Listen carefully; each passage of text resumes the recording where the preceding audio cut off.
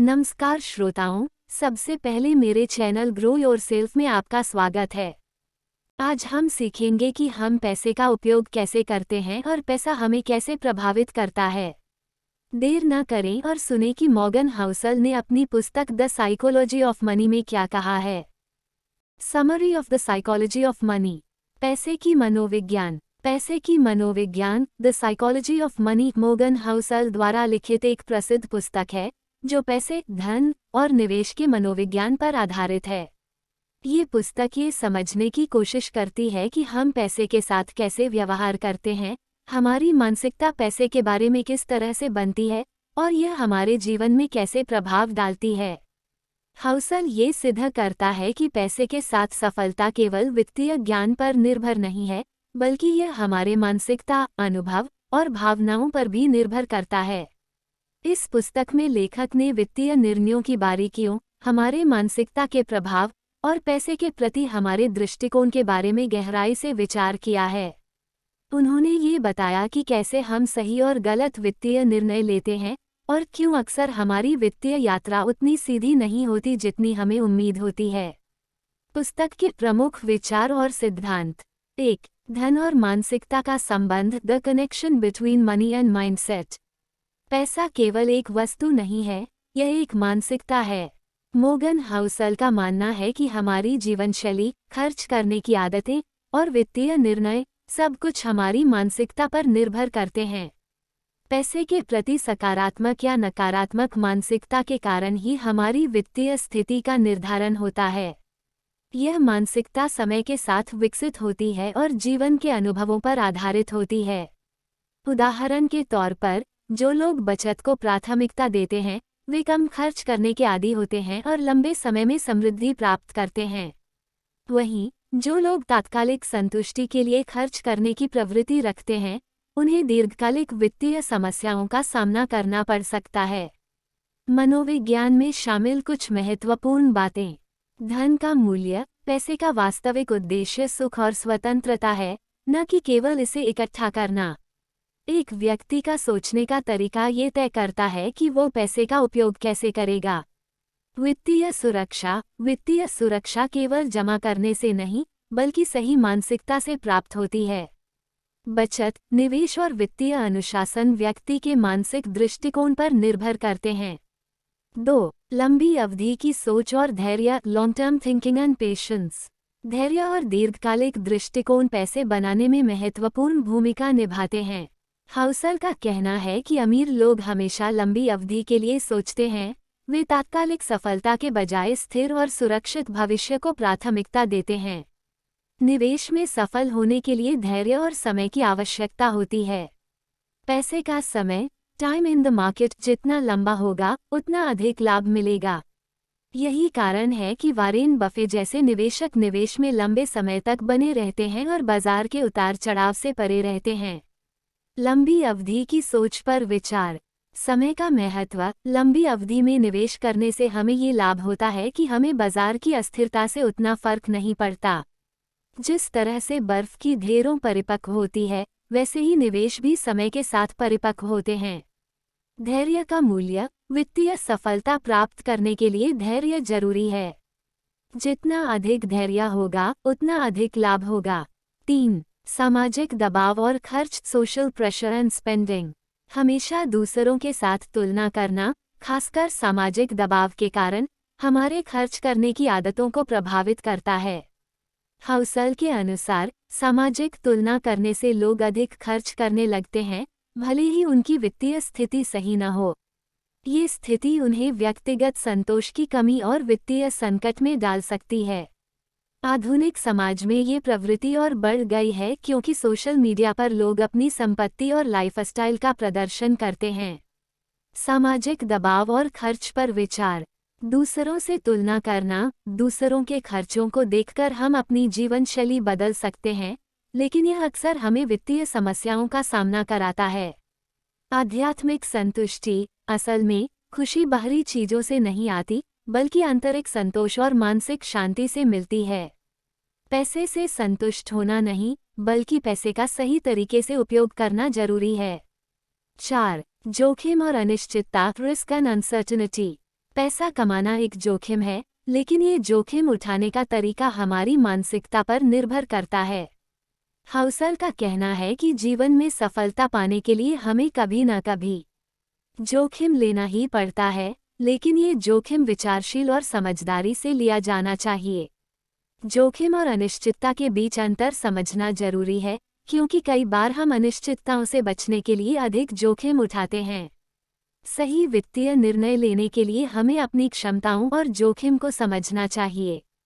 जोखिम के बारे में ध्यान से जोखिम उठाना। वित्तीय निर्णय लेते समय हमें सिर्फ संभावनाओं के बारे में सोचने की बजाय जोखिम को भी ध्यान में रखना चाहिए। विविधता डाइवर्सिफिकेशन। जोखिम को कम करने के लिए निवेश में विविधता लाना महत्वपूर्ण है। 5. निवेश की मानसिकता इन्वेस्टमेंट माइंडसेट। निवेश केवल पैसों को बढ़ाने का तरीका नहीं है, बल्कि यह एक मानसिकता है। यह मानसिकता लंबी अवधि के लिए सुरक्षित निवेश के बारे में है, न कि तात्कालिक लाभ की चाहत के बारे में। एक अच्छा निवेशक वह है जो दीर्घकालिक दृष्टिकोण से निवेश करता है, निवेश की प्रक्रिया को समझता है और धैर्य रखता है। अच्छे निवेशक समय के साथ अपने फैसलों को परखते हैं और उन्हें संशोधित करते रहते हैं। निवेश की मानसिकता पर विचार। धैर्य और संयम। निवेश की दुनिया में कभी भी तात्कालिक लाभ की उम्मीद नहीं करनी चाहिए। सफलता धीरे धीरे और निरंतर प्रयासों से मिलती है। सही निवेश का चयन। जब निवेश की बात आती है तो हमें हमेशा अपने अनुभव, ज्ञान और विशेषज्ञता के आधार पर निर्णय लेना चाहिए, न कि केवल तात्कालिक बाजार रुझानों के आधार पर। 6. अस्थिरता और बुरा समय। Volatility and hard times. पैसे के साथ संघर्ष करना और वित्तीय संकटों का सामना करना एक सामान्य अनुभव है। हाउसल का कहना है कि अस्थिरता और बुरा समय जीवन का हिस्सा हैं। ये हमें ये सिखाता है कि पैसे का असली मूल्य तब पता चलता है जब हम उसे कठिन समय में सही तरीके से संभालते हैं। हमारे मानसिकता और धैर्य की परीक्षा अस्थिरता के दौरान होती है। अस्थिरता से निपटने के तरीके।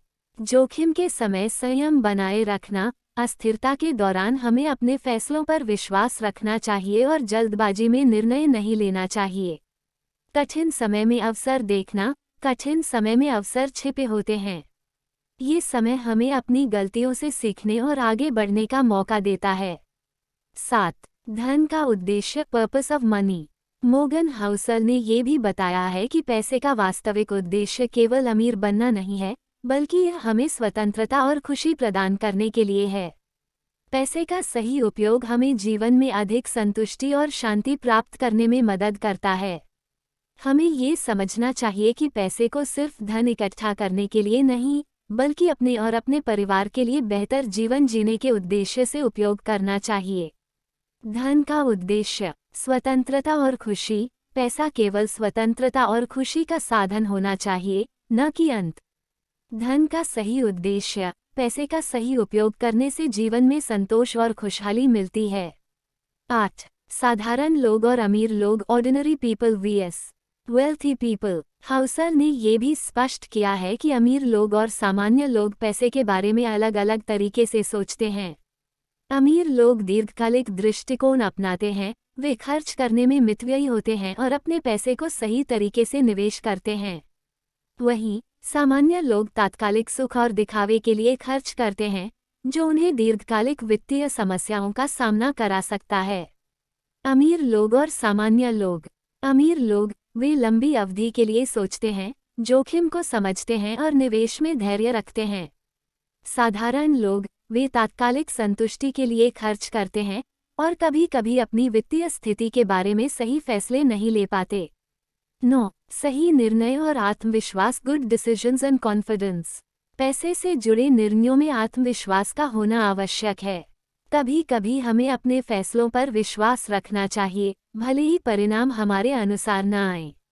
सही निर्णय लेने के लिए एक मजबूत मानसिकता और आत्मविश्वास होना आवश्यक है, क्योंकि अक्सर परिणाम अनिश्चित होते हैं और हमें उन निर्णयों से सीखने की आवश्यकता होती है जो हमने लिए हैं।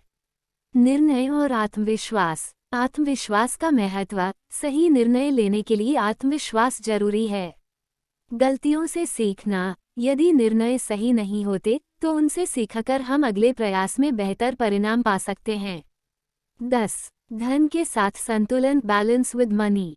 धन का उपयोग करते समय हमें ये समझने की आवश्यकता है कि जीवन में संतुलन बनाए रखना आवश्यक है।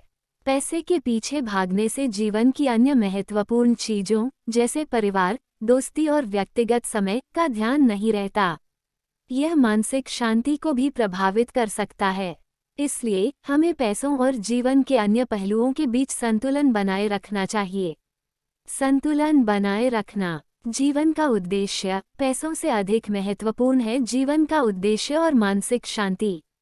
संतुलित जीवन, संतुलन बनाए रखने से हमें जीवन के हर पहलू में खुशी और संतोष मिल सकता है। योजक चिन्ह, योजक चिन्ह, योजक चिन्ह। निष्कर्ष, पैसे की मनोविज्ञान केवल पैसे की बात नहीं करती, बल्कि यह हमारी मानसिकता और सोच को बदलने की कोशिश करती है।